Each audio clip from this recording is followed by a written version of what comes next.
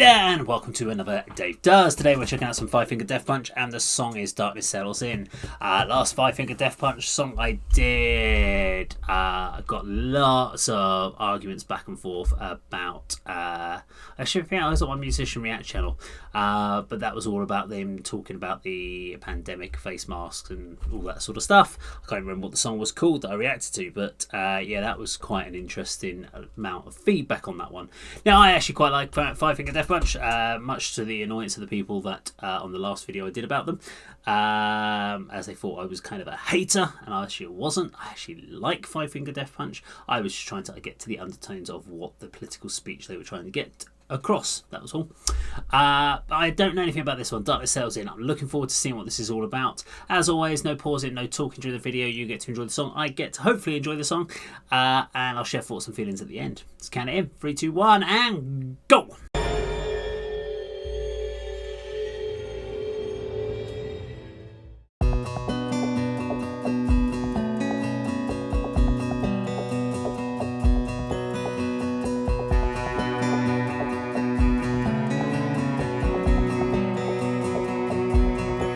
Another sun sets down behind me. Another day comes crashing in. There's a whispering wind that's blowing. There's a storm that's closing in. I can hear the trains, they're rolling to a place I've never been. And I can feel her breath beside me with an empty glass of gin. As the darkness settles in, I can hear her voice again.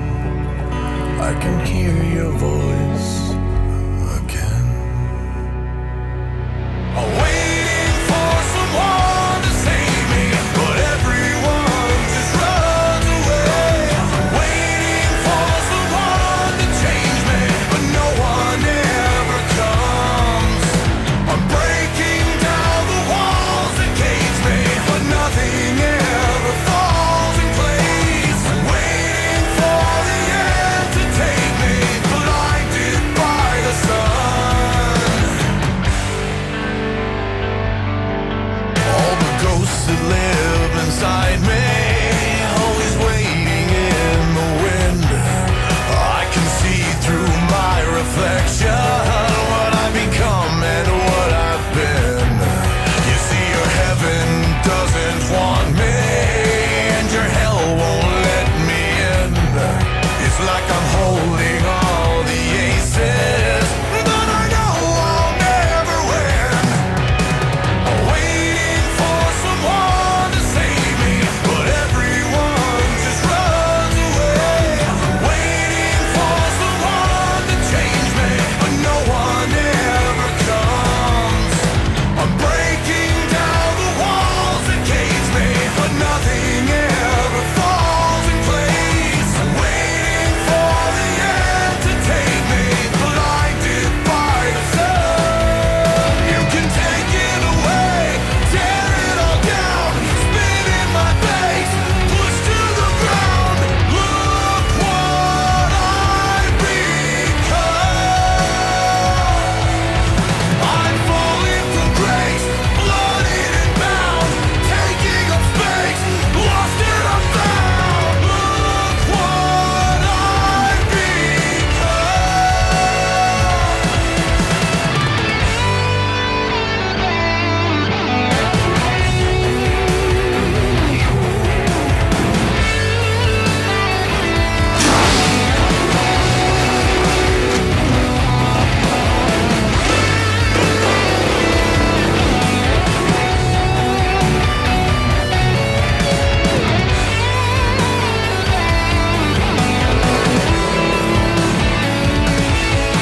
I can hear the snakes, they're winding, singing songs of pain and sin.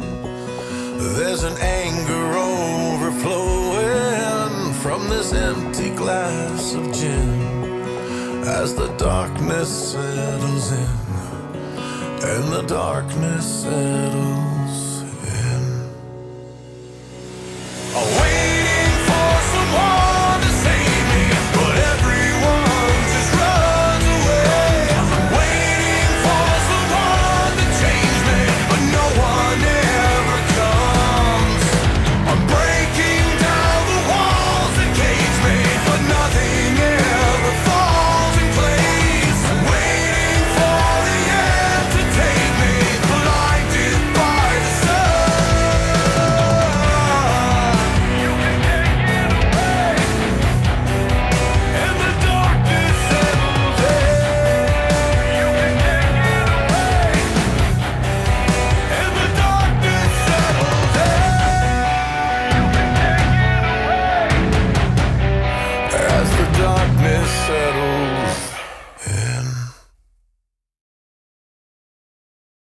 Okay, so Five Finger Death Punch and Darkness Settles In. So we're going to break it into a couple of different things I want to talk about on the actual particular song. So the first one, we're just going to talk about the feel of the vibe of the song in comparison to normal kind of what I would refer to as kind of classic Five Finger Death Punch. So this is going into their kind of what we would expect as their kind of their power ballady, almost their power rock, hard rock number that they would have on an album.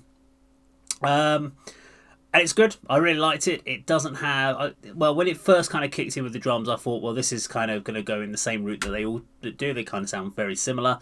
But actually, it didn't. It kind of had a little bit more thought to it, I think. Is the best way to put it. Is they always have their heavy numbers and they always have these kind of power ballad kind of hard rock, power rock ones, if you want to call them that way, on every album, and this one just felt really nicely put together, really nicely balanced, not overly produced in the sense of too many layers, etc. So I thought that worked really well. It's the first time I've really seen, obviously, the new drummer, since the last drummer, if that makes any sense. And I don't know with his writing, maybe he's written slightly differently. He has a slightly different feel to their previous drum. So that's kind of cool. I liked that as well. So I keep looking at my other monitor rather than looking at things. It's weird if you sort of stare at where the camera is. I've got my monitoring screen so I can see what I'm doing here, which is a bit odd. Maybe I need to move that somewhere else. Okay, but let's talk about the actual topic. Darkness Settles In. So there isn't a full set of lyrics underneath the video, unfortunately, so there is a lot of people commenting, and I do like when I go to look at these videos on YouTube to go through the YouTube comment section and find out how people are feeling about it. So a lot of people find music is a way of dealing with an emotional, how they're feeling. A lot of people connect with music. I don't tend to find myself doing that as much as I used to, and I'll come to the reason why I think that is shortly. But there are songs that I really like and I kind of connect with, but I don't find that, like some of the comments, I won't say names, etc. on comments, but there's a lot of people who have talked about how this song has stopped them from potentially doing something silly, as far as like they're still with us. That's quite, it's positive, but it's also scary in another way. It's talk about how people are feeling on a personal level. There's people that sort of say, I hope everyone here is okay. If you're feeling trouble, please consider seeking professional help. Yes, there is that, but I know a lot of people are scared to go down the route of professional help. There's someone here saying, sitting here trying to drink, mentally overwhelmed. This song has just bought me some more time. Damn near. And that is quite scary when you kind of think that people are in that position. So I'm going to share where my thoughts are on this. Up until just shy of 2 years ago, I was a regular big drinker. Drank every day, not to the point of passing out, but I would drink something where it became a dependency. And I found myself more strained, more mentally overwhelmed, more stressed than ever. And then also I was doing the standard 9 to 5, working for a company, trying to deal with the pressures of working for someone, telling me what I needed to do, etc., etc. And then 2 years ago, I made a step change where I decided to quit drinking after 20 odd years of drinking every day. Go into business for myself, and I decided to make those choices, and that's a difficult choice to make, and it was challenging. But I'm now here sitting after 2 years of doing that in a much more comfortable place, and I find that I don't have those sorts of thoughts and feelings. But I was suicidal. 3-4 years ago, I was in a suicidal place. Before, and one of the things I decided to do was start doing a YouTube channel, and I just decided to make some changes. So the one thing I don't like about the lyrics, I think people can relate to them, but I don't like, so someone's put up a bit of the lyrics, which is song, waiting for someone to save me, but everyone just runs away, waiting for someone to change me, but no one ever comes. So let's just break that in there. Everyone just runs away. Now that's sad, because if you need help. Now, it depends on whether or not you are if you're showing that you're in trouble, you're showing that you need help, and people are still leaving you, that's a worry. But it's this issue of, the line is waiting for someone to save me, waiting for someone to change me. both those things is something that you as a person have to actively do something about. And the problem is when you've got a dependency, or you don't know how to deal with it, you don't know how to get out of that cycle, so you need that help to get someone out of it, and that's where you do need to seek medical help, etc. I can only relate this to, in a way, I could tell you about when I was working in a retail, when I was coming up in my career in my 20s, and I was feeling stressed. I was doing silly hours, 6-day weeks, 12-hour days, 13-hour days, and I wasn't achieving what I needed to do in my job, and my boss pulled me in, and I almost broke down in the office and couldn't work out why he was giving me a hard time about it. And I said, I'm stressed. And he goes, you're not stressed. Well, you can't say that. You can't say to someone, you're not stressed. You can clearly see I'm stressed. But he said, no, you're not stressed. He said, I want you to think of it this way. You've just got a problem that you haven't thought of what the solution is. Once you've thought about the solution, then you then have to work from where you are to where you get to that solution. And then once you've worked out how you're going to do that, your stress goes away. And I thought he was an idiot. I did genuinely thought he was a muppet. You can't say that. Until I tried it. And actually, you do feel better. It doesn't necessarily fix the problem. It doesn't make you suddenly go, oh, it's all sorted. Those problems are still there, but you have a path, a plan. And that can be as simple as, if you're not happy in your job, you go, well, I need to leave my job. But you're going, well, I need money to come in. So you have to start thinking about, so how do I approach it? How do I apply for jobs? How do I change my lifestyle? If you don't happy where you live, you want to move, but you can't get any money in, you have to start thinking about, well, could I borrow money? Could I ask a friend? Once you start thinking down that route, and I know I'm going to get people saying in the comments, oh, we've tried that, we've done that. Fair enough, it's not always going to be perfect, but there are people out there who go instantly, feel stressed and go into this shell and almost need people to bring them out. And I've been there with people like that, and I've tried to help them as much as I can. And I've had people that have worked for me who have been stressed, depressed, and in these shells. And it's taken me a good few hours of sitting there talking with them to get them to open up. And actually, once they've spoken to me and they've had a chance to have a chat and we've worked it through and talked it through, they feel better. And all we've done is literally just talk through the scenario, talk through the situation. And that for me is, you need that outlet. You need to find someone. And too many people are scared to have that open and honest conversation. And I've always had people talk to me about 2 years ago when I quit drinking, and I talked about suicide and I talked about depression. And they came up to me and said, it's inspiring that you talk about how openly and honestly about how you feel. And I went, I don't feel ashamed about it. I think it's important that people should talk about how they are feeling. If you're feeling depressed and if you had a drink problem, a lot of people do. There's more people with drink problems than ever before. So it's one of those things. I always said that I wanted to get to the point where for years that I wanted to quit drinking to the point where I could just go social drinking. I knew I couldn't do that, so I've had to quit completely. And it's difficult every single day. But what I have found is that my clarity of my mind is a lot better.